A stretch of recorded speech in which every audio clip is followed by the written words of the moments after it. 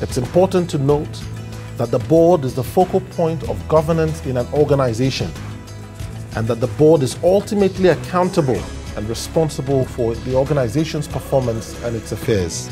The board plays a very interesting role in the organization, and this includes, firstly, establishing policies and procedures towards the effectiveness of the company so as to ensure smooth, efficient and prudent stewardship of the affairs of the company.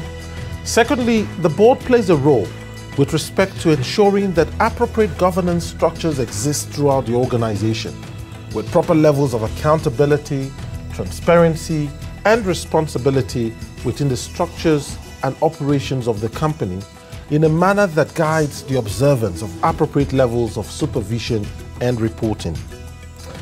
Thirdly, the board plays a critical role in ensuring ethical behavior and compliance by the company with all relevant laws and regulations, audit and accounting principles, as well as ensuring the existence within the company of effective, efficient and transparent systems of financial and risk management, internal control, and a robust internal and external audit function.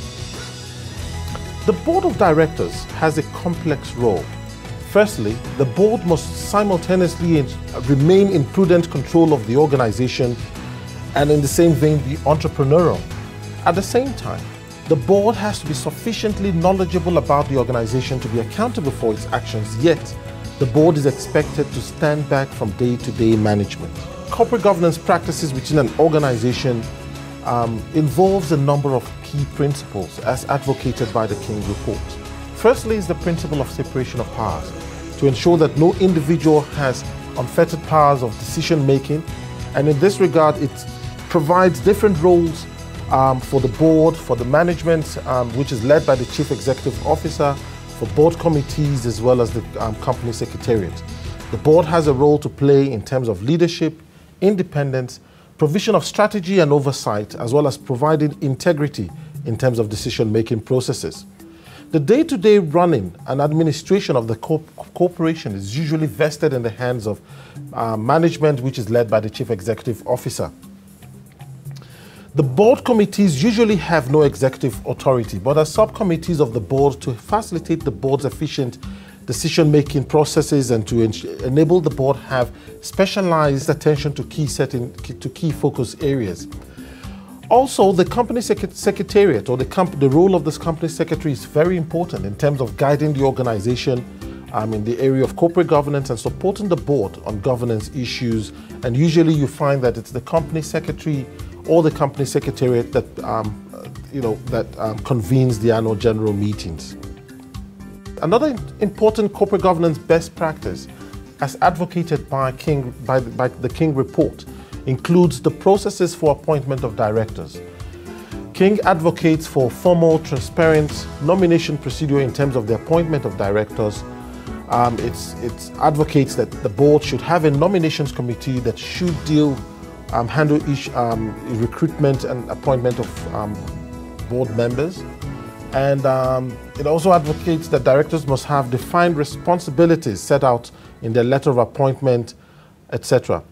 And the principle is that there should be transparent and predefined appointment and performance criteria to help contain conflicts of interest as well as to mainstream expectations. A key corporate governance best practice includes inducting and training directors properly with respect to the business of the organization, their competitive environment, performance criteria, etc. And this, it's important that the training process be an ongoing practice towards improving accountability and setting the right tone at the top within the company. King advocates that the board be composed predominantly of non-executive directors in order to ensure objectivity in terms of decision making.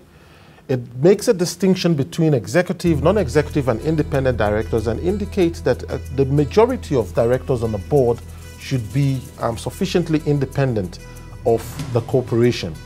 It indicates also that the board ideally should be led by a non-executive chairperson who is distinct from the CEO, or even in an instance where the majority of the board members be non-executive directors and be independent. It's also important to periodically evaluate performance of the board as well as key functionaries within the organization, such as the chairperson, the chief executive officer, also the relationship between management and the board. And this is important to test that the board as well as these key functionaries are effective and achieving their objectives in terms of identifying growth areas and raising the governance bar.